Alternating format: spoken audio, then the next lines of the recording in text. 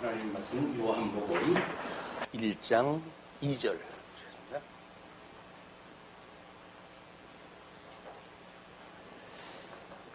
그가 태초에 하나님과 함께 계셨고 만물이 그로 말미암아 지은 바 되었으니 지은 것이 하나도 그가 없이는 된 것이 없느니라.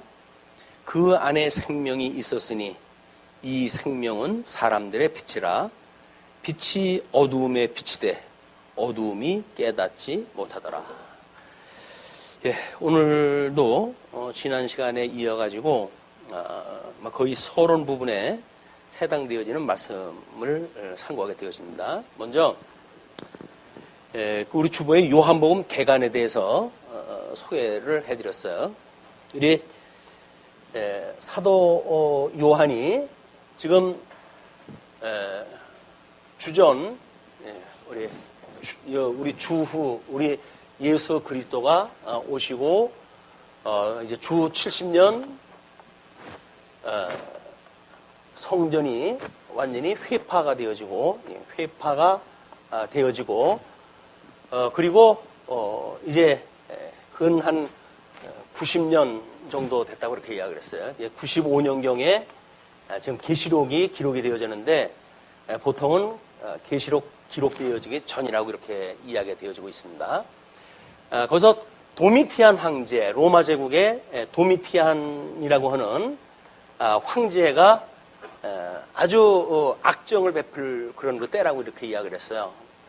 그리고 정치적으로 해가지고는 이렇게 되어졌었고, 그 다음에 우리 종교적으로 해가지고는 이제 영지주의가 등장했다 해가지고 예수 그리스도의 우리 예수 그리스도는 중보자가 되셔서 이분은 신성과 인성을 가지고 계신 분인데도 불구하고 이 영지주의는 인성을 부정을 갖다 하고 그러므로 해가지고 가현설이라고 하는 걸 주장을 갖다 한다. 예수님이 이 땅에 오셨다가 못 박아 죽으시고 이런 그 일들은 그냥 가짜처럼 이렇게 드러났다가 없어진 사건이다. 이제 이렇게 이야기했다 하기 때문에 이 영지주의가 점점 힘을 얻기 시작으로 확장이 되어지기 시작을 합니다.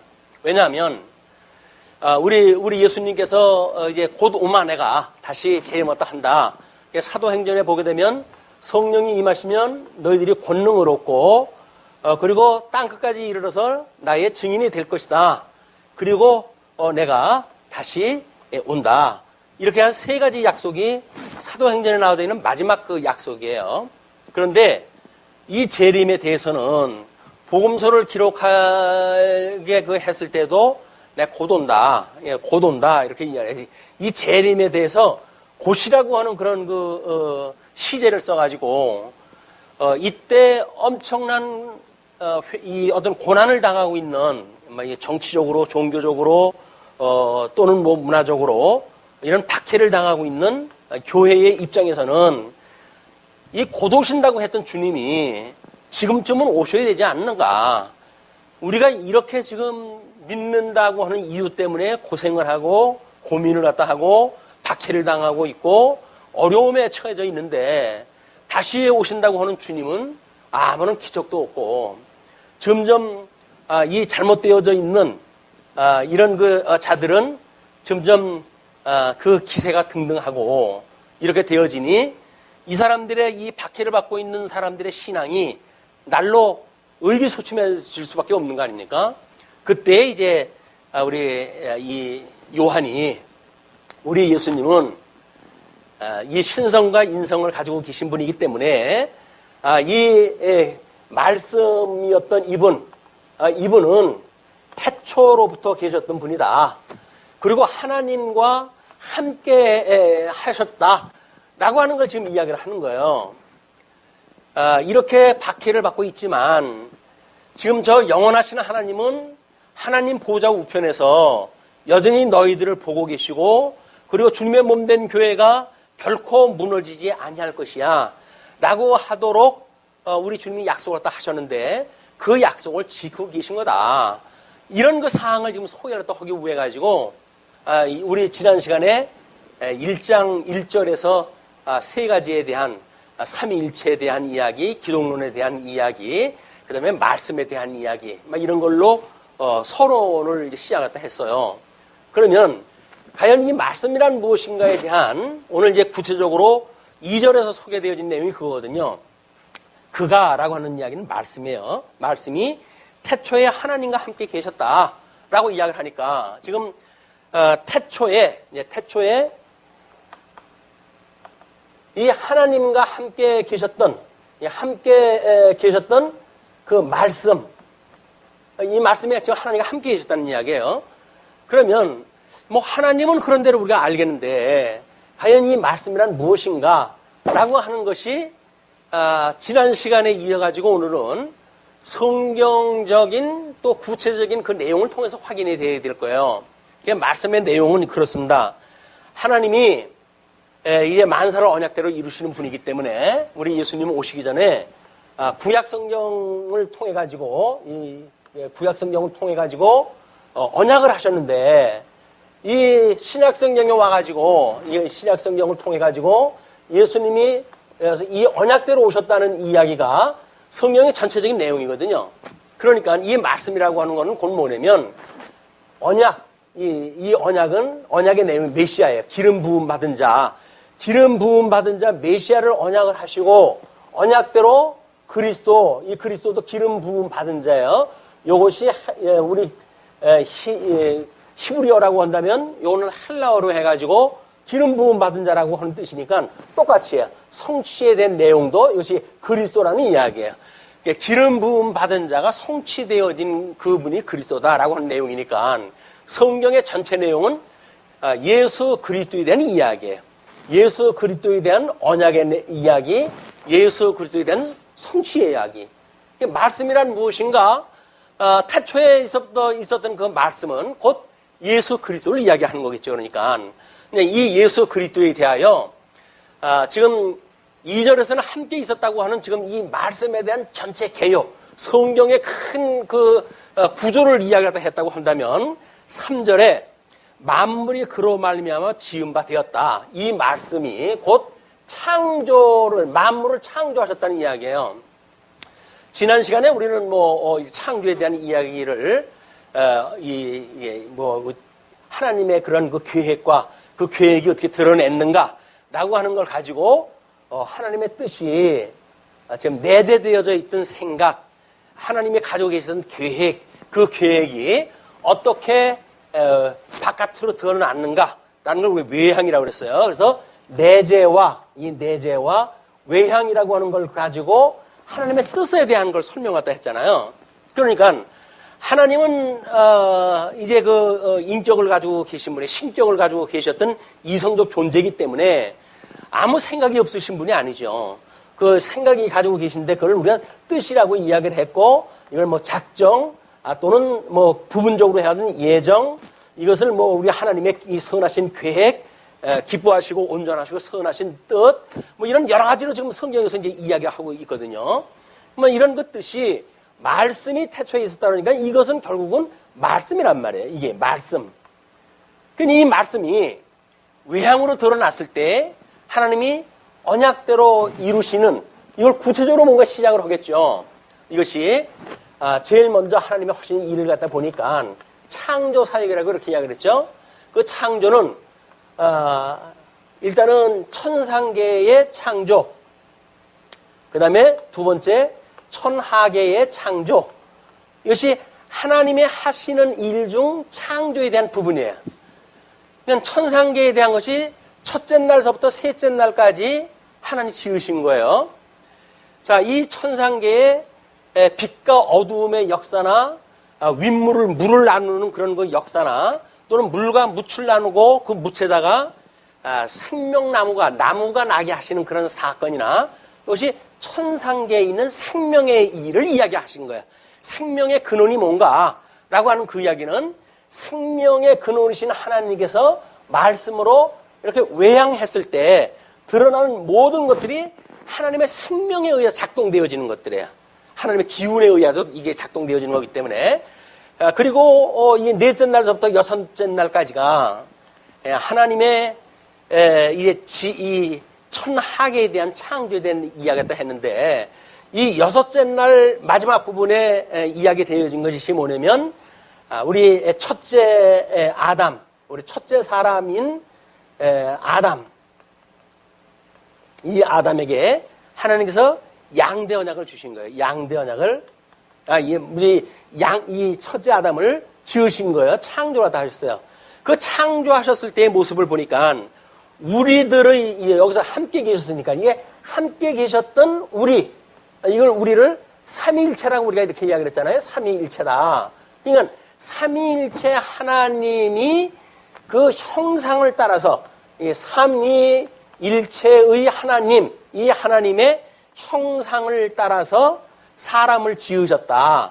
이것이 흙으로 사람을 빚어 만드시고 그 코에 생기를 불어넣어가지고 아담을 창조하셨다고 그렇게 이야기를 했어요. 요까지가 뭐 우리 이제 창세기 1장서부터 나와져 있는 거예요. 1장 27절까지 나와져 있는 거죠. 그리고 두 번째가 이 섭리에 대한 이야기입니다. 섭리. 이 섭리를 보게 되면, 일단 뭐 우리 이 아담의 사건으로부터 그걸 모형적으로 어떻게 예수님을 통해서 성취할 것인가에 대한 예표적으로 보여준 사건으로서 노아의 심판까지 11장에 되어진 거예요. 그래서 창세기 지금 2장 18절에서부터 2장 18절에서부터 1장 28절에서부터 우리 11장까지 요가 섭리에 대한 예표적인 섭리를 보여준 사건이에요. 물론 12장서부터는 이제 아브라함의 사건이기 때문에 아브라함의 사건은 이제 이스라엘이라는 열조를 통해 가지고 이 실체에 대한 모형적인 사건이란 말이에요. 우리는 오늘 이 요한복음을 설명했다 했을 때 실체로 우리 오셨던 예수 그리스도, 이분이 실체로 오셨던 분이기 때문에 지금 어떻게 실체적으로 언약하셨던 내용이 무엇인가, 이걸 이제 확인했다 해야 된단 말이에요. 실체적으로 언약했던 내용이 무엇인가를 확인해야, 이렇게 언약되어진 대로 우리 예수님이 오셨구나, 이걸 우리 확인하게 되어지는 거니까, 여기서 이제 창세기 12장서부터 뭐 소개가 되어지는 이스라엘 역사에 대한 내용들은 구체적인 내용들은 상당히 방대하고 복잡합니다. 근데 그 방대하고 복잡한 내용이 결국은 무슨 내용을 풀어가지고 설명을 했냐면 요 실체적인 섭리를 갖다 그대로 풀어 설명을 한 거예요. 우리는 요 실체적인 내용만 확인했다 하게 되면 구약 성경이 그런 이야기로구나. 이스라엘 백성들에 대한 모든 그 언약에 대한 모습들이 이거에 대한 거를 설명한 내용이로구나. 이걸 알 수가 있기 때문에 성경 전체를 이해하는데 매우 필요한 사건이 이제 요 사건이에요. 우리 창세기 1장 1절서부터 그 다음에 11장까지 내용. 이것이 실체적인 어떤 섭리로서 또는 실체적인 양대 언약이 지금 상실되어져 가지고 저주받은 땅에 왔지만 노아라고 하는 인물을 통해 가지고 예표적으로 우리 예수님의 구속의 사역 요거를 설명했던 내용이기 때문에 실체적인 언약과 또는 예표적 성취 섭리로 해가지고 요 사건을 11장까지 우리가 확인하다 할 거예요. 그러니까 요것이 확인되지 않으면 우리 그 약속대로 오셨던 예수님에 대한 설명이 잘 몰라요. 왜냐면 지금 3절에서 이야기하는 내용이 하나님께서 모든 것이 하나님께서 이제 그 만물이 그로 말미암아 지은 바가 되어졌고 지은 것이 하나도 그거 없이는 된 것이 없대요. 그러면 우리가 이 창조와 섭리를 하나님이 하시는 사역으로 본단 말이에요. 이거를 사역. 그러면 하나님이 이 하시는 일은 창조를 하시고는 그럼 주무시고 계시는가? 그게 아니란 말이에요. 이 사역이라고 하는 걸 통해 가지고 지금도 주무시지도 않고 졸지도 않고 이 섭리를 해가시는 분이에요. 살아계시는 분이란 말이에요. 그래야 이렇게 이 곤란을 당할 때, 환란을 당했을 때 여전히 영원하신 하나님, 지금도 살아계시는 하나님, 그 하나님이 소개되어질 거 아닙니까? 그것이 소개가 안 되어진다고 한다면 이때도 곧 간다, 조금만 참아라 라고 하는 걸로 일반 종교하고 다를 바가 없어요. 여기서 어떻게든지 뭐 위로를 시켜주고 뭐 이렇게 하지만 그거는 소용이 없습니다. 왜? 영원한 하나님의 그 뜻이 무엇인가를 알고 그리고 그 영원한 뜻이 이 땅에서 이루어지는 걸 우리가 확인했을 때 이 세계의 모든 일들은 영원하신 하나님의 뜻을 계시한 사건이로구나 라고 하는 걸 우리가 깨닫게 되어지기 때문에 우리는 모든 만사를 이걸 계시적으로 이해를 할 수가 있단 말이에요. 계시적으로. 우리가 계시의 정신을 받아가지고 우리 계시로 이해를 했을 때 하나님이 지금 해가시는 일, 이 환난의 일조차도 예수님의 십자가에 못 박아 죽으셨던 것처럼 지금 우리가 그 지경까지는 가지 않았지 않냐라고 하는 그런 이해가 선돼야 돼요. 우리 예수님도 십자가에 못 박아 죽으셨는데 주님이 끊임없이 나를 미워했던 자들이 너희를 미워할 것이야 약속을 했으니 지금 우리가 환난을 당한다는 이야기는 세상이 나를 미워한다는 이야기고 세상이 나를 미워한다는 이야기는 결국 뭐예요? 하나님을 대적자들이 나를 미워한다는 이야기니까 아 나는 그러면 하나님 쪽에 있는 사람이로구나. 내가 예수 그리스도에 속해져 있는 사람이 맞구나. 이분이 나의 모든 것이 되는 분이 맞구나. 이것이 확인되어지는 거 아니에요. 이분이 우리의 생명의 근원이 되어지고 이분으로 우리 길이 되어져서 이분으로 말미암지 않고는 아버지로 갈 수가 없고 이런 그 분인 걸 우리가 깨달았을 때 세상에 주어지는 엄청난 이 문화적인 환난 속에서 우리는 살아계신 주님을 만날 수가 있단 말이에요. 살아계신 주님을 만났을 때 우리는 이 모든 환난으로부터 자유를 입게 되어지는 거예요. 오히려 더 기뻐지는 거예요. 왜? 아 저놈들이 나를 대적하네. 그럼 우리 주님을 대적하는 자들인데 그러니까 주님께서 나를 사랑하는 것이 맞구나 라고는 하나님의 사랑이 확인되어지기 때문에 그렇거든요. 그러니까 만사가 여기서 일어나는 만사가 우리로 하여금 하나님을 경외하도록 해가시는 섭리이기 때문에 우리는 이 사건을 통해 가지고 항상 기뻐할 수밖에 없어요. 예, 항상 기뻐할 수밖에 없어요. 그리고 범사에 감사할 수밖에 없어요. 예, 범사에 감사할 수밖에 없어요. 그리고 이따시 너무나 힘들고 그러니까 이것이 주님 하루 속히 오셔서 이것들로 하여금 내가 넘어지지 않도록 해주세요 라고 하는 걸 쉬지 않고 우리가 기도를 갖다 하는 거예요. 쉬지 않고 기도하는 것 이것이 예수 그리스도 안에서 우리를 향하신 하나님의 기뻐하신 뜻이란 말이에요. 이 기뻐하신 뜻이 실현되려고 한다면 이 주님이 믿어져야 돼요. 주님하고 함께 있는 게 확인이 돼야 돼요. 그러니까 우리들이 이 당하고 있는 환난이 오히려 예수님이 당했던 환난이고 그것으로 인해 가지고 우리는 예수 그리스도 한 몸이라고 하는 것이 확인되어지기 때문에 환난을 당하는 것만큼 오히려 감사가 돋아나고 여기서 우리가 어려움이 있으면 어려움이 있는 것만큼 우리는 기뻐하게 되어진단 말이에요. 이 역설이 과연 뭘로 이게 가능할까요? 이런 역설이 뭘로 가능할까요? 그냥 무조건 그렇게 하라고 해서 되어진다고요? 성경 구절을 읽고 이게 하나님의 뜻인가 그렇게 살아 라고 하는 말씀이 어떤 조각을 내가지고 우리한테 외워놓으면 이것대로 되어질까요? 아니란 말이에요. 이 살아계신 하나님이 우리한테 믿어져야 되는 것. 이 믿어지는 것이 지금 당하고 있는 신약 성경의 논리를 가지고만 믿어진다고 한다면 우리는 여기에 지금 이 요한이 기록했을 당시에 성도들처럼 어려움이 없겠죠. 이걸로 어려움이 없을 거 아니에요. 그냥 요한은 이 사건을 태초라고 하는 것부터 끌고 올라가가지고 영원하신 하나님이 어떠한 분인가를 소개하는 거예요. 그래 영원하신 하나님이기 때문에 세상이 어떤 수많은 시간이 흘렀고 변화가 있다고 할지라도 그 하나님이 지금 너희들과 함께 계신 거야. 이걸 소개하는 거니까. 자, 그러면 이제 우리 이제 여기서 아담을 창조하실 때 하나님께서 섭리를 갖다 하실 때 제일 먼저 뭐가 시작이 되어지죠? 양대 언약이 되어지겠죠. 하나님께 이제 양대 언약이 세우시는 거예요. 이 양대 언약은 복을 주시며 가라사대 생육하고 번성하라. 또 땅에 충만하라, 정복하라. 그리고 모든 그 만물을 다스리라. 라고 하는 걸로 해가지고 3대 언약이 되어졌다 그러죠. 하나님 나라에 대한 그 약속이 되어졌다 그랬어요. 그러면 이건 지금 아담이 타락하기 전에 하나님께서 받았던 명령이에요. 그렇죠? 이 자손에 대한 것, 땅에 대한 것, 통치에 대한 것, 나라에 대한 그것이 하나님께서 주셨던 일이란 말이에요. 하나님께서 우리한테 약속을 하셨어요. 그러니까 이거를 어떻게 이제 믿을 것인가 라고 하는 문제는 창세기 1장 28절에 하나님께서 이 복을 주시고 그리고 이들을 에덴 동산으로 끌어들여요. 에덴 동산. 이 에덴 동산은 우리 원형적인 하나님의 나라를 보여주는 모습입니다. 이 에덴이라고 하는 곳에서 하나님께서 이 아담으로 하여금 야, 너는 여기서 선악을 알게 하는 과일나무 열매는 따먹지 마라. 물론 생명과는 따먹어도 좋아. 예, 생명과를 포함한 많은 그런 그 나무들이 있었는데 모든 열매는 먹어도 좋지만 선악을 알게 하는 과일나무 열매는 따먹지 말어. 따먹으면 너 죽는다. 라고 이야기를 했단 말이에요.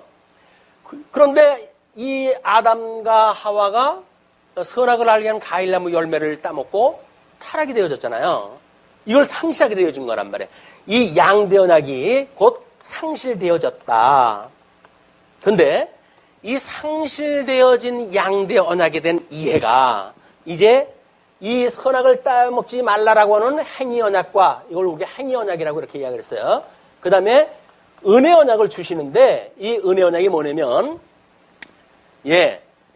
너는 이제 이 여자의 후손이 우리 이 여자의 후손이라고 하는 그거는 이 하와에 대한 그 후손을 이야기를 하는 거예요.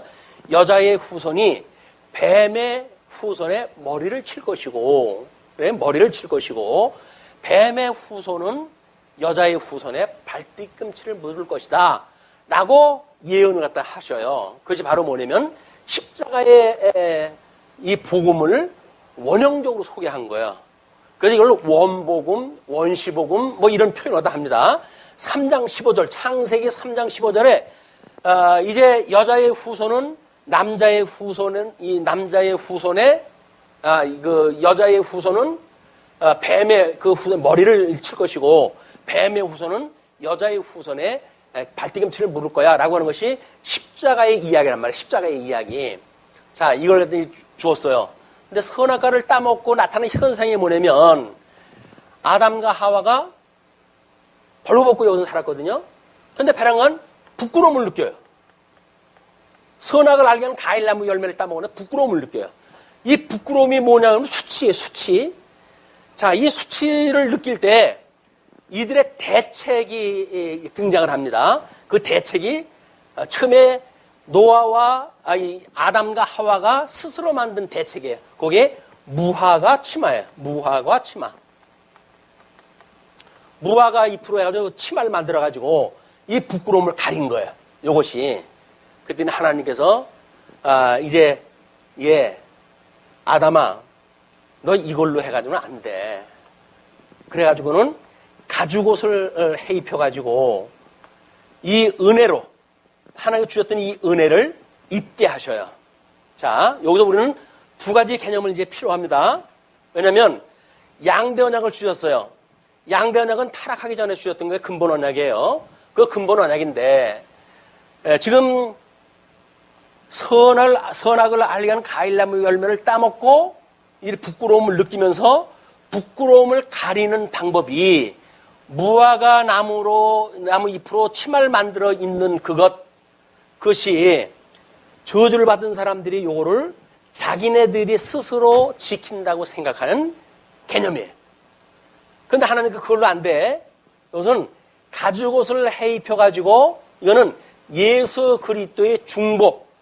이 예수 그리스도의 중보의 역할이 아니면 너희들은 복 있는 자로서 이 양대 언약을 이룰 수가 없어. 라고 이야기를 해가지고 양대 언약이 이루어지기를 복 있는 자, 이제 이 가죽옷을 해 입히는 하나님의 은혜를 깨달은 자는 복이 있는 자로서 하나님의 은혜를 힘입고 살아가게 되어지고 그거를 가죽옷을 입지 않고 무화과 치마를 고집하는 자들을 이 하나님은 저주 아래 두셔가지고 저주 아래서도 이거 생육하고 번성하고 땅을 정복하고 땅을 다스리고 그 다음에 만물을 다스리는 이런 그 일이 있다니까요.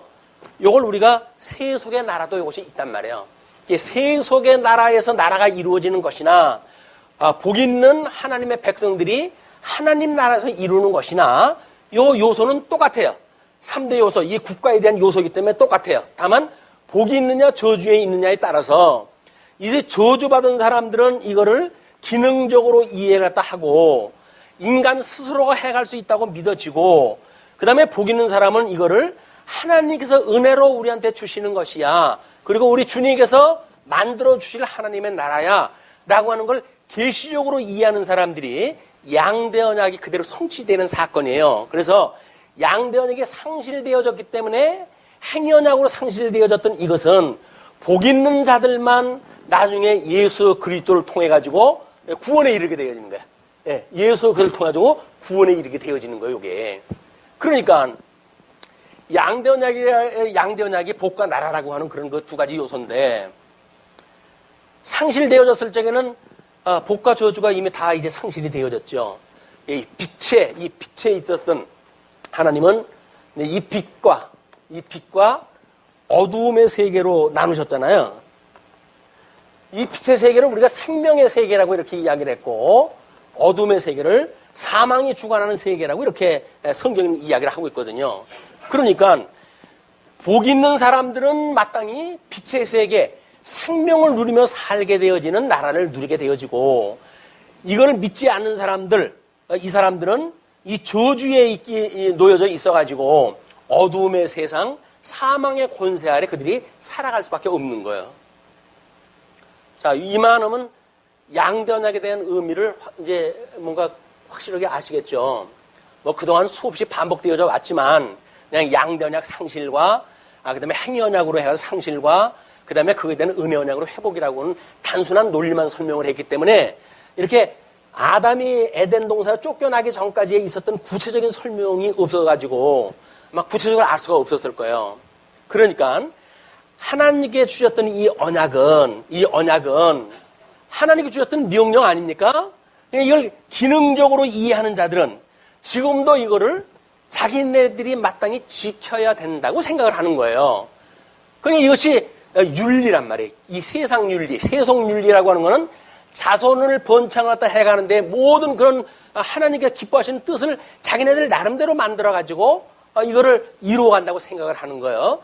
땅 언약에 대한 것도 마찬가지입니다. 물론 이 경제 영역이라고 이야기를 했지만 그 경제 영역에 대한 것도 여전히 인간들이 가지고 있는 생각을 가지고 이걸 충분히 잘 살면 자기네들이 이 복을 누릴 수 있다고 생각을 하는 거예요. 이것이 우리가 기능주의라고 이야기를 했어요. 이거를 인본주의라고 이렇게 얘기합니다. 인본주의. 인간이 본위가 되어져 가지고 모든 사상 체계를 가지고 있는 거예요, 이게. 그러나 하나님께서 주시는 복으로 말미암다고 하는 사실을 믿는 사람들, 이런 사람들은 이거를 신본주의라고 해요. 신본주의. 이거는 하나님께서 만사를 언약을 하시고 만사를 언약대로 이루어 가신다고 믿는 사람들이거든요. 그런데 타락이 되어진 사람들로서 가지고 있는 인본주의적인 발상이 뭐냐면 이 나라에 대한 모든 요소, 이거를 스스로 지켜야 된다고 생각을 하는 거예요. 그거를 우리 이제 계명이라고 하는 걸 통해 가지고 이 구약 성경에서는 십계명이라고 하는 걸 통해 가지고 이걸 압축을 갖다 해 가지고 소개를 갖다 했잖아요. 그 내용이 뭐냐면, 자, 우리 하나님께서 출애굽한 백성들한테 십계명을 주셨어요.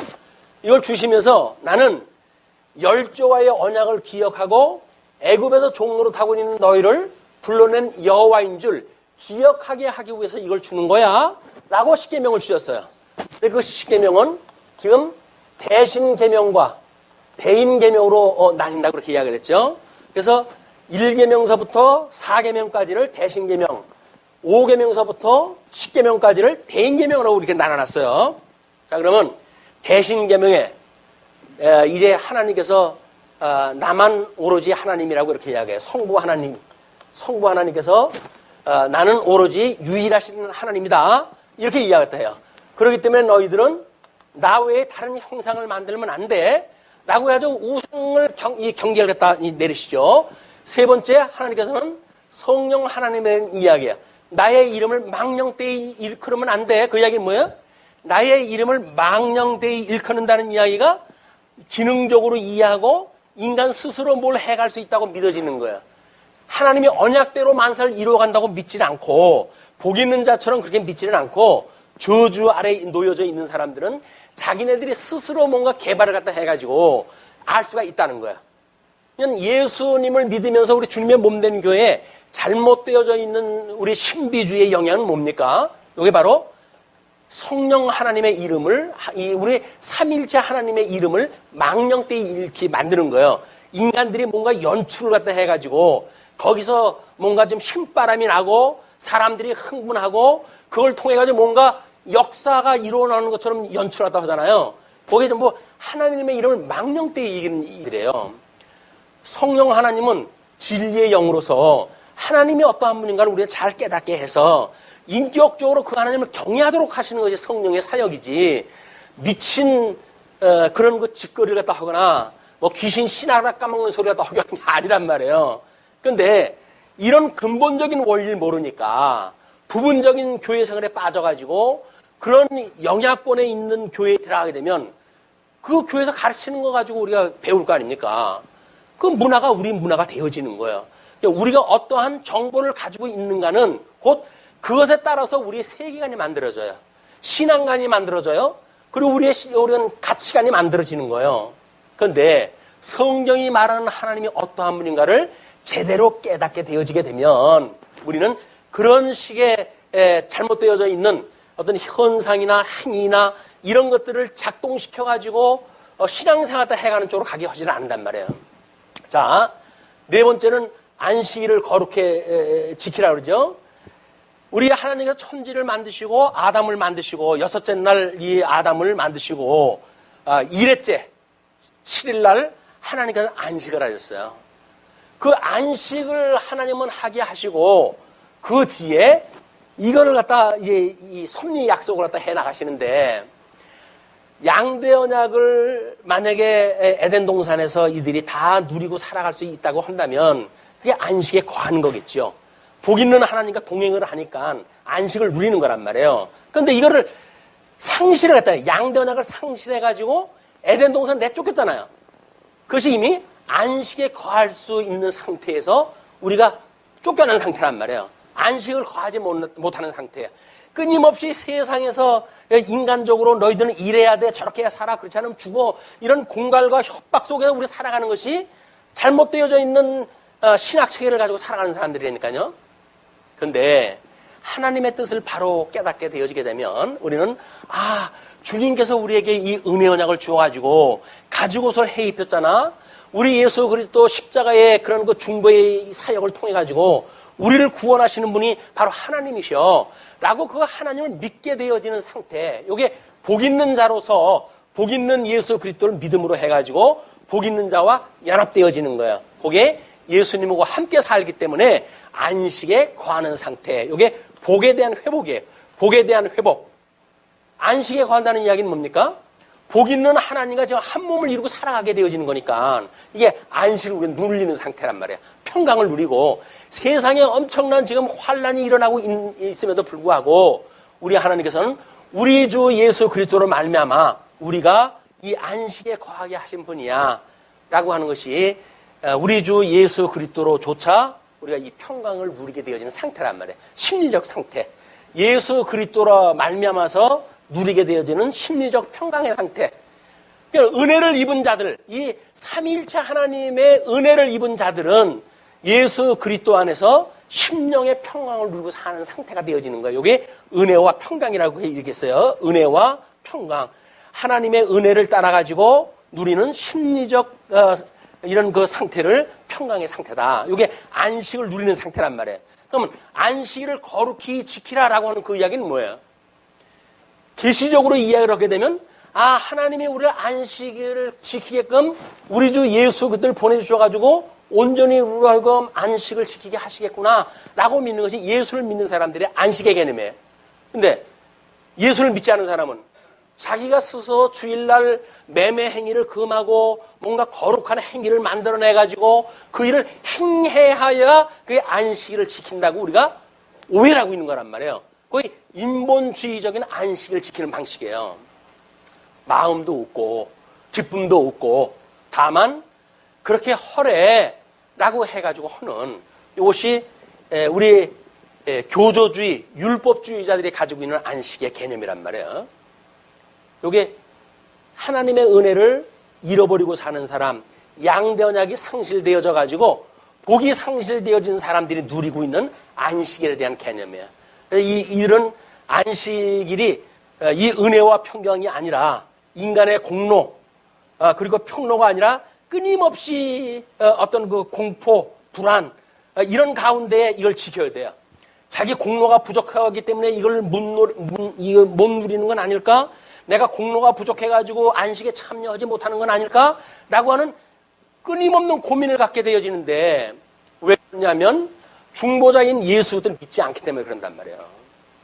예수님이 믿어지게 되어지게 되면 예수님의 이 한량없는 은혜로 해가지고 내가 하나님의 누리고 살지, 뭘로? 평강으로 라고 하는 그것이 설명되어진 것이 지금 이 대인계명에 대한 이야기거든요. 하나님 나라를 누리고 사는 사람들의 심령 상태가 어떠한지에 대한 이야기란 말이에요. 자, 그러면 다섯째 계명으로 뭘 갖다 하죠? 부모에게 효도하라고 그래요. 이걸 우리가 통치 언약이라고 얘기하겠습니다. 통치 언약에 대한. 이 효도에 대한 언약은 모든 우리 부모에게 효도라고 그런 이 어떤 문장으로 설명이 되어졌지만, 요거의 구체적인 내용을 보게 되면 모든 조직에 있어서의 우리들의 위에 있는 권세들에게 순복하는 것이 포함되어지는 거예요. 정치 권세 잡은 자들에게도 순복하는 게 포함되어져 있는 거예요. 형제지간에도 권력이 위에 있다고 한다면 위에 형제에게 순복하는 거예요. 위아래 서열이 이게 되어져 있단 말이에요. 질서를 지키시는 하나님께서. 근데 여섯째, 살인하지 마라. 일곱째, 간음하지 마라. 이건 뭐라 그랬어요? 생육하고 번성을 갖다 해야 되는데, 우리 이 자손에게 성취가 되어지는데, 살인하지 않는 것, 간음하지 않는 것, 이것이 뭐예요? 이것이 하나님께서 약속하신 대로 생육하게 번성하게 하실 거야 라고 믿어지게 되어지게 되면 우리들의 원수는 우리가 스스로 갚지 않습니다. 그렇겠죠? 이것이 안식을 누리고 사는 성도들의 심령 상태예요. 원수를 우리 손으로 갚지 않는다고요. 원수를 위하여 기도하고 우리가 그렇게 하지. 그 다음에 간음하지 마라. 간음이라고 하는 건 뭐예요?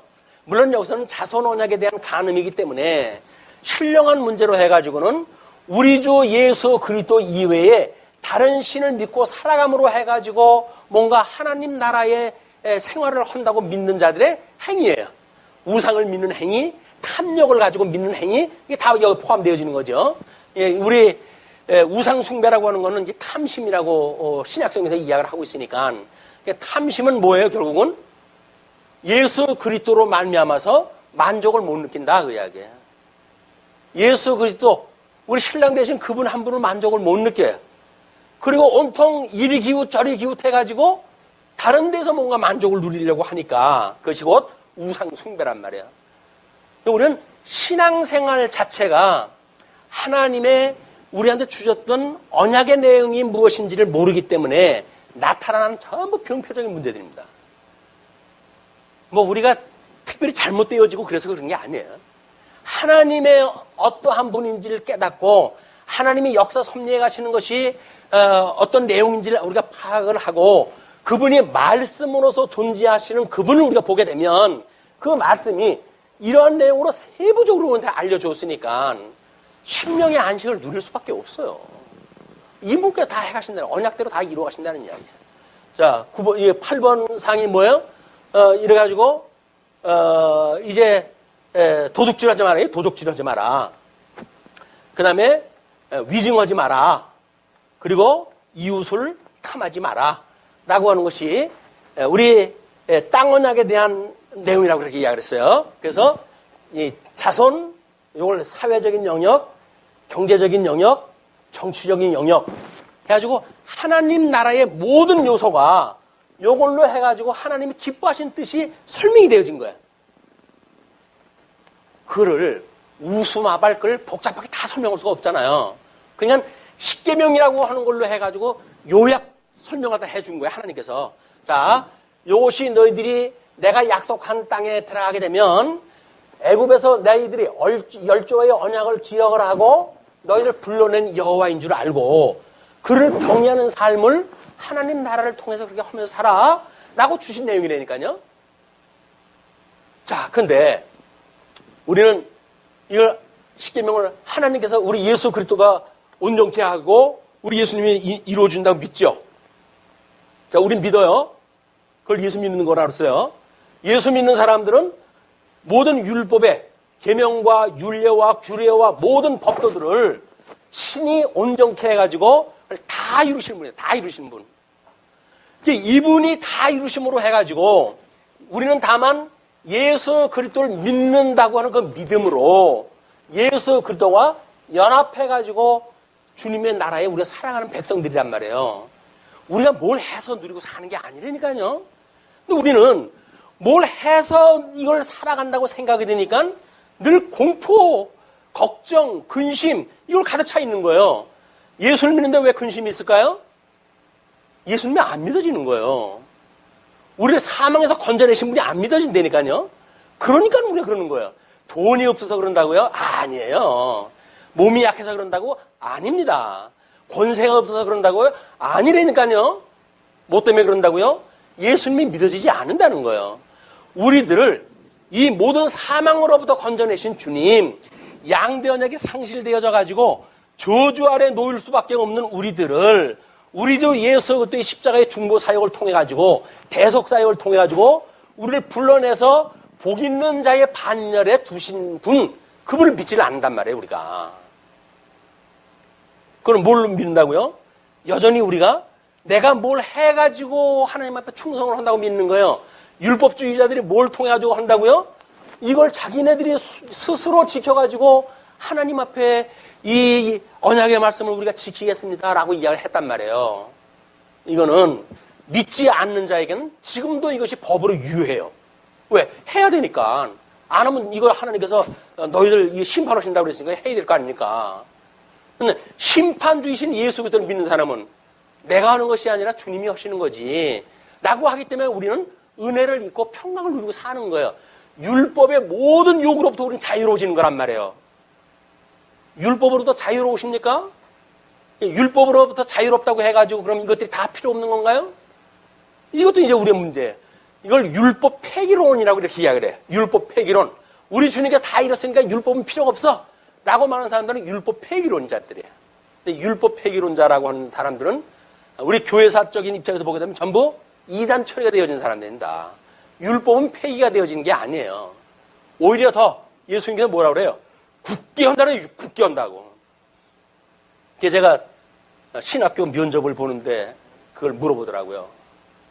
그때 한창 제가 다니던 교회에서 막 율법에 대한 뭐 이런 그 논쟁이 막 일어나고 그래서 율법으로부터 우리가 자유로워졌다 뭐 이걸 강조하고 그런 때니까 거기에 목사님이 그렇게 물어봐요. 당신은 계명을 지키는가? 라고 이야기를 하더라고요.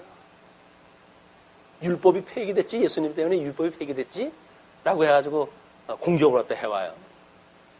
그러길래 무슨 말씀입니까? 주님께서는 율법을 굳게 세운다고 그러는데 그 얘기는 뭐 내가 율법 굳게 세운 율법을 내가 지킨다는 얘기 아니에요. 그냥 주님께서 율법을 굳게 한다고 그랬지 율법을 폐지한다고 한 얘기 안 했다. 그 이야기예요. 근데 그분은 어떻게 드러내냐면 율법을 폐기하지 않는다고 더 굳게 세운다고 하는 거 보니까 얘는 율법을 폐기한 걸로는 믿지 않는구나 이렇게 이해가 다 했겠죠. 그러나 그거는 율법을 굳게 해가지고 이 굳게 하는 율법을 믿지 않으면 너희들 다 전부 저주라는 거예요. 그런데 그분은 너무 쉽게 너는 그러면 이 율법 폐기론을 주장하는 건 아니지? 라고 해가지고 그냥 이제 거기에 통과가 됐어요. 또 뭐 11조는 낼 필요 없지? 라고 해. 11조는 이제 필요 없지? 그래서 또 우리가 누굽니까? 우리 주님께서 주시는 지혜를 가지고 무슨 말씀입니까? 저는 10의 2조를 갖다 합니다. 10의 2조를 갖다 합니까? 뭐 11조를 해야 되느냐 안 해야 되느냐 신학적인 문제가 아니에요. 나는 10의 2조를 한다고 그랬어요 그냥. 그러니까는 그 이야기는 저는 11조를 폐기하지 않았다는 얘기로구나. 그냥 그렇게 이해하다 한 거예요. 그런데 우리가 이런 그 하나님께서 주셨던 이 계명을 인간 스스로 지킨다고 하는 것들이 이것이 율법주의자들이요. 율법주의자. 우리 예수님 오셨을 때 유대인들이 전부 이렇게 믿었어요. 예수님께서 너희들 이렇게 듬성듬성 구멍 난 걸로 해가지고 지킨다고 자랑하지 말어. 내가 이거를 온전케 하려고 왔어. 누구 하나 여기서 핑계대지 못하도록 내가 온전케 할 거야. 그리고 그것을 내가 이룰 거야. 이렇게 이야기를 했어요. 그러니까 우리는 온전케 우리 이 율법을 하시고 그걸 이루셨던 주님을 믿기 때문에 어떻게 듬성듬성 있는 율법의 조항을 가지고 우리를 공격해온다 할지라도 우리는 진정 자유로운 사람들이에요. 저는 지켰는데요. 우리 주님께서 그거 다 지키셨는데요. 이렇게 이야기를 해야 돼요. 우리 주님께 다 지키셨는데요. 저는 우리 주님께서 지키는 걸 믿는 사람인데요. 라고 이야기를 할 때 우리를 정죄할 수가 없단 말이에요. 우리 모든 율법으로 자유로워졌다는 이야기는 주님께서 하셨다고 하는 걸 믿는 거예요. 자, 그건 믿는데 주님께서 하셨다고 믿는 그런 믿음이 열매가 맺혀진다고 한다면 하나님의 기뻐하시는 뜻이어서 나타날까요? 안 나타날까요? 그것이 요한 3서에서 요한이 이야기했던 거예요. 내가 너희들의 계명을 주노니 위로는 하나님을 사랑하고 이웃을 너희 이웃과 이 이웃을 내 몸같이 사랑하다 해라. 내가 이 계명 너한테 주는 계명은 새로운 계명이 아니라 옛 계명이다. 이래. 옛 계명이다 뭐예요? 옛 계명이 뭐예요? 구약 성경에 주었던 이 계명이라니까요. 그런데 이것은 원리적인 문제이기 때문에 이것 자체가 문제가 있는 게 아니에요. 어떻게 해석을 하는가에 따라서 그 사람들이 믿느냐 믿지 않느냐의 문제지 이 계명이 나쁜 게 아니라니까요. 사도 바울이 뭐라니까 로마서에서 이 계명도 거룩하다고 그러잖아요. 거룩하다고. 하나님의 말씀인데 이게 하나님 기뻐하신 뜻인데 이게 왜 나쁜 거겠어요. 다만 이 사람들은 자기네들이 지켜야 된다고 믿고 우리는 이 말씀을 주님께서 이루어 가신다는 거예요. 그러면 예수님을 믿기 시작을 했을 때, 믿었을 때 우리 예수를 그리스도로 영접할 때에만 이게 믿는 건가요? 주님의 몸된 그 교회에서 살아가는 이 삶은 어떻게 나타날까요? 하나님 나라에서 주님께서 온전케 하시는 그 율법으로 하여금 그 의의 열매를 맺게 하는 열매로 이게 나타나는 거예요. 그 형제를 사랑하고 사랑할 수밖에 없다니까 하나님 나라에서. 구약 성경과 신약 성경의 복음적인 원리가 잘못되어진 게 아니에요. 배치되어지는 게 아니에요. 율법과 복음이 반대 개념이 아니라니까요.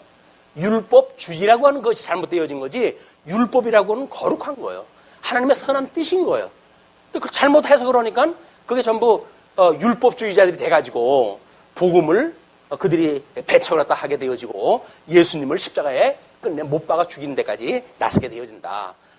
자, 이런 문제로 놓고 보게 되면 우리 여기서 이제 하나님께서 우리의 이런 계명을 통해 가지고 어떻게 하나님 나라의 백성들이 양대 언약을 회복해 줬을 때 에덴 동산에서 이들이 누리고 살 것인가에 대해 보여준 사건이란 말이에요. 그런데 유감스럽게도 이제 이 가죽옷을 해입히고 에덴 동산에서 쫓겨난 가인과 아벨은 이제 양을 치는 그 아벨과 그다음에 농사를 짓는 가인으로 해가지고 두 아들이 제사를 갖다 드리잖아요.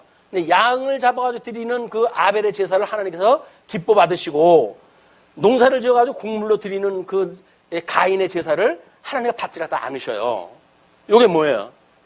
스스로 가죽옷을 해입혔다고 이 가죽옷 사건을 믿는 양을 잡아가지고 피 흘림의 제사를 드리는 이 복음을 깨달은 아벨의 제사는 하나님께서 받으시지만 피 흘림이 없는 가인의 제사는 하나님께서 받지 갖다 않으신단 말이에요. 이게 전체 이 논리를 갖다 지금 끌고 가는 거예요. 심판을 갖다가. 그러면 복 있는 자라는 이야기는 뭐예요? 여기서 아벨처럼 양을 잡아가지고 제사를 드리는 자, 양을 잡아가지고 제사를 드리는 아벨은 누구를 갖다 예표하는 거예요? 예수 그들을 예표하는 거 아닙니까? 예수 그리스도가 우리들의 죄를 대신하여 십자가에 못 박아 죽으시는 사건을 우리가 믿어졌을 때 우리는 양을 잡아가지고 드렸던 아벨의 반열에 우리가 들쓰는 거란 말이에요. 우리 주님께서 심판했다는 모습을 다 보여주는데 그런데 가인이 끝내 성질이 나니까 자기는 제사를 안 받아주고 아벨의 제사만 받으니까 돌로 쳐가지고 아벨을 갖다 죽이는 사건이 벌어지잖아요. 그래도 하나님께서는 이제 이런 그 심판의 역사를 통해 가지고 역사가 진행이 되는데 결국은 사람들이 점점 많아지니까 어떤 사태가 만들어진다고요? 인간들이. 그래서 하나님께서 이렇게 되니까 악이 완전히 이제 관영해지니까 이 악이 관영하다 해가지고 이 죄의 문제가 세상에 전부 덮어엎은 거예요. 자기네들이 스스로 뭘 갖다 지인다고 하는 자들로 가득 찬 거예요. 그럴 때 하나님께서 이 죄 있는 세상을 심판하시기 위해서 물로 심판을 내리시죠.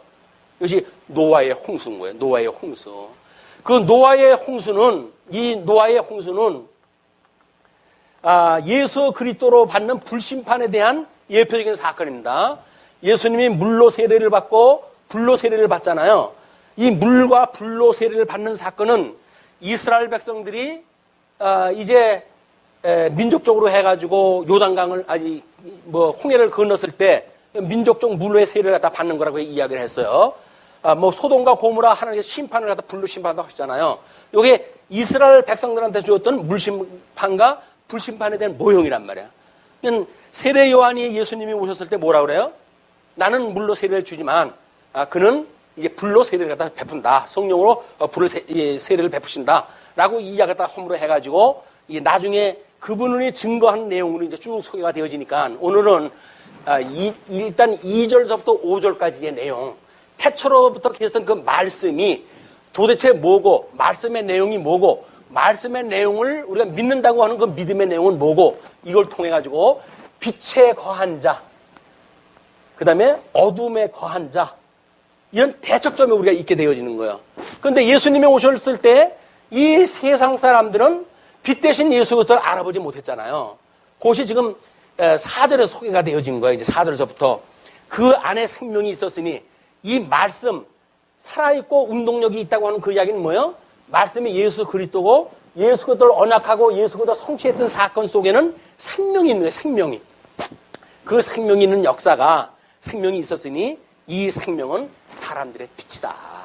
사람들에게 진리로 빛을 갖다 비춰가지고 내가 살았어. 저 빛으로 말미암아 내가 살았어. 나는 이제 주님을 마주보는 것이 보고 살아갈 수가 있는 거야. 라고 하는 사람들이 예수님하고 함께 사는 사람들이에요.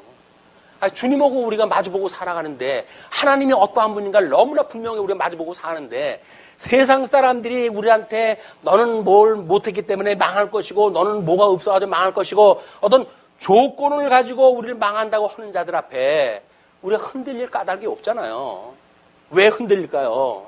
흔들린다는 이야기는 생명 되시는 예수 그리스도, 빛 되시는 예수 그리스도를 믿지 않는단 말이에요. 우리 말씀 안에는 이게 있다는 거 아니에요. 이게 말씀에는 빛이 있어요. 그 말씀이 생명력이 있어가지고 우리들한테 운동력이 있어가지고 말씀이 우리들의 성령께서 우리를 감동을 주어가지고 역사를 허게 하시는 거예요. 예수님을 믿는다. 우리가 말씀을 통해서 예수님을 믿는다라고 하는 그 이야기는 이 진리의 빛을 통해서 우리가 이 비침을 받는 거예요. 이 비침을 어둠 속에 살고 있던 우리들을 예수님께서 우리를 이 어둠을 가르시고 이 빛의 역사를 우리한테 직접 광선, 치료의 광선으로 찌워주신 거란 말이야. 그러니까 죽었던 우리의 영혼을 살리셨을 뿐만 아니라 지금도 연약한 우리들의 영혼을 우리 주님이 이 진리의 빛, 보통 요즘 치료를 갖다 하는 자외선 치료니 적외선 치료니 이런 것들을 나오고 그러지 않습니까? 그런데 그건 게임도 안 돼요. 주님의 이 빛은 우리들한테 1000배, 10,000배, 1,000,000배가 되어지는 파워가 있는 빛이에요. 죽었던 우리 살리신 분이 살리는 빛이라니까요. 그분이 우리가 온전케 해가시는 그 일을 이 주님께서 안 해가시겠습니까? 어련히 해가시겠어요. 우리는 온전케 하시는 예수 그리스도를 바라보는 거예요. 우리가 온전케 하시는 예수 그리스도를 바라봐야지. 그래서 내가 이걸 갖다 해야 되는데 저걸 갖다 해야 되는데 이건 옳고 저건 옳고 그래가지고 시비 얽히게 되면 뭐만 남아요? 싸움밖에 안 나는 거예요. 누가 오라요? 절대 객관적인 이게 기준이 누구예요? 우리 주님이 누가 기준이에요? 그냥 누가 자기 기준에다 맞추라고 지금 그러는 겁니까? 목사가 자기 기준에다 맞추라고 그래요? 장로가 자기 기준에다 맞추라고 그럽니까? 안 되는 거예요. 오직 우리는 온전하신 예수 그리스도 기준일 뿐이에요. 근데 왜 그분의 뜻에 따라가지고 살아가다가 이렇고 저렇고 한 문제를 가지고 내가 마치 예수님이나 된 양 다른 사람을 정죄하고 다른 사람의 어떤 그런 잘못을 지적을 갖다 하고 그러고 살아갈 이유가 뭐냐고요. 그 근거를 누가 줬어요? 성령이 오시면 우리한테 주시는 거는 권능이에요. 권능은 예수 그리스도의 증인의 삶을 살아가게 하는 거지 나의 헛된 영광을 구사하게끔 만들어주시지 않았단 말이에요. 저 십계명의 모든 것들은 하나님의 나라의 백성으로 예수 그리스도의 증인으로서의 열매로 드러나게끔 되어지는 거예요. 그게 율법만 이 십계명 나오면 필요 없네. 주님께서 다 이뤘으니까 주님께서 이루어졌기 때문에 우리 보고 하라는 거예요. 내가 천상에서 이걸 다 해갈 테니까 내가 그걸 믿으면, 나를 믿으면 이렇게 아름다운 증인의 삶을 살아라 라고 이야기를 하는 거란 말이에요. 그럼 율법을 지키란 말이에요? 또 지키지 말란 말이에요? 이렇게 또 혼란이 오십니까? 지키는 게 아닙니다. 예수 그리스도가 지켜주시는다고 하는 사실을 믿어진다. 그런 이야기예요. 믿어진다. 믿어짐으로 해가지고 열매가 난다, 안 난다? 열매는 맺어지는 거예요. 율법을 내가 스스로 할 수 없는 거라고 해가지고, 그럼 나하고 상관이 없는 거라고요? 이것이 말씀의 중심인데, 이것이 나하고 상관이 없으면, 이 빛과 생명과 나하고 상관이 있어요, 없어요? 상관이 없는 거예요. 우리 예수 믿는다는 게 뭐예요? 내 행복을 위해서 살아가는 거라고요? 예수 믿는 게 우리 구원받은 백성들 위주로 해서 살아가는 겁니까? 대소요리 문답에서 제일 일문이 뭐예요? 인간의 제일 된 근본의 목적이 뭡니까? 하나님을 영화롭게 하고 그 한 분만으로 즐거워하는 거란 말이에요. 인생이 흙으로 빚어가지고 인간 만들어놨더니 자기 영광을 위해 가지고 자기가 무슨 기준이 되어져 가지고 자기의 어떤 목적을 이루고 자기의 어떤 삶을 위한 종교로 전락을 시켜버린다는 건 이야기는 성경이 그는 적그리스도라고 얘기해요. 적그리스도. 성경의 전체 내용은 주님께서 한다. 내가 이렇게 해가는 하나님이야. 전능하신 하나님이야. 라고 하는 걸 깨닫고 그렇군요. 저는 흙으로 만들어져도 아무것도 할 수 없는 존재로군요. 주님께서 이렇게 해가시는 분이니 그래도 나한테 하나님의 권능을 줘가지고 일을 다 하게 하시면 기꺼이 할 수 있게 해주세요. 라고 주님에게 의지하고 의탁하고 그리고 우리가 믿음의 열매를 맺으며 살아가는 사람들이란 말이에요. 얼마나 겸손할까요? 내가 할 수 없는 일을 주님께서 하게 하시는데 얼마나 겸손할까요? 근데 내가 겸손하지 못한다는 이야기는 뭐예요? 내가 할 수 있다는 이야기예요. 야, 교회 틀려버렸어. 여기. 그렇습니까? 우리 교회가 틀렸다고요? 그럼 어디 교회 가지고 생각을 하시려고요? 이런 말씀을 어디서 듣는다고요? 이런 거 소개해 주는 데 없어요. 뭐 소개한다고요, 그러면? 반대 거 소개하겠죠. 이래라 저래라. 이게 믿어지지 않으면 그래도 뭘 시켜야 내가 뭐 좀 보람이 있는데 그래도 목사가 뭐 이러는 거 좀 알아봐줘야 좀 체면이 쓰는데 이런 생각 가지게 되면 오해예요. 목사가 지가 뭔데 뭘 알아주고 몰라주고 그래요. 목사는 자기 일을 하면 되지. 성경 가르치는 은사를 갖다 주셨으면 그 은사를 통해 가지고 증인 역할을 하면 되는 거예요. 근데 자기가 뭐나 됐냐? 왜 그렇게 하십니까? 이렇게 하십시오, 저렇게 하십시오. 라고 이야기한다는 이야기는 반복음적인 사역이란 말이에요. 반복음적인 일이다. 예수님을 믿지 않는 사람들의 일이라고요. 예수님을 믿는 사람들의 이야기는 주님 주시는 능력 안에서 하시면 되지요. 주님께서 기뻐하시는 뜻을 따라서 하시면 되지요. 뜻이 뭔지 분별하시면 되지요. 그러기 위해서 우리 기도하십시다. 하나님의 선한 뜻이 무엇인가 우리 성경 공부하십시다. 이것이 우리들이 해야 될 일이지. 뭐 대단한 일을 갖다 한다고 우리가 여기서 반목, 질시, 미움, 질투 이런 거 가지고 살아갈 게 뭐가 있어요? 교회나 뭐 수백 명, 수천 명이 모인데 말도 안 하지. 몇 식구 모여가지고 뭘 한다고요? 여기서 이 진술을 놓치게 되면 멋있는 교회에서 폼도 잡는 것도 다 놓치고 작은 교회에서 알맹이 배우는 거 다 놓치고 다 뺏기는 거예요. 다 뺏기는 거. 그렇게 실속 있는 교육을 다 할 수 있는 게는 판서를 하고 그나마도 요 정도의 규모에서 우리가 공부를 하니까 판서가 가능한 가운데 이건 진리를 공부할 수가 있는 겁니다. 아니면 불가능해요. 수백 명 모여져 있는데 판서한다고 뭐 보이기랍니까? 모릅니까? 그분들한테는 쉬운 이야기밖에 할 수가 없잖아요. 이러십시오, 저러십시오. 예수 믿으면 이래야 됩니다, 저래야 됩니다. 그런 것이 아니다. 주님께서 만사를 언약대로 이루어가심으로 내가 이걸 하는 직접 창조했을 뿐만 아니라 모든 사역을 갖다 하시는 이런 것이 나야. 너희들은 내가 이 계시되어진 영광을 보고 나만 찬양을 하면 돼. 그 이야기예요. 찬양도 우리가 뭐 우정 찬양을 해서 찬양을 하는 겁니까? 영광이 드러나기 때문에 경외할 수밖에 없는 거예요. 경외할 수밖에 없는 거. 왜? 내 주제를 보니까 도저히 세상을 살아갈 만한 존재가 아니잖아요. 근데도 주님께서 기꺼이 나를 자녀라고 삼아주셨으니 그 주님 앞에 우리가 하나님을 찬양할 수밖에 없다. 경외할 수밖에 없다. 이것이 대소요리 문답 제1문에서 주어진 인생의 제일된 근본된 목적이 무엇이뇨? 하나님을 영화롭게 하고 오직 그분만으로 즐거워하는 것입니다. 라고 하는 답이 명제적으로 그분들은 외워가지고 알았던 일들이에요. 그러나 우리는 이제 말씀이라고 하는 성경 66권을 통해가지고 그 내용을 확인해 가고 있잖아요. 근데 우리는 그 말씀으로 우리를 이렇게 사랑하시는 사랑 가운데를 두셔가지고 이 빛과 생명 안에 두셨던 우리 주님, 그 주님을 믿고 그는 평강을 누리는 우리 삶이 되었으면 좋겠다. 신앙생활 편한 겁니다.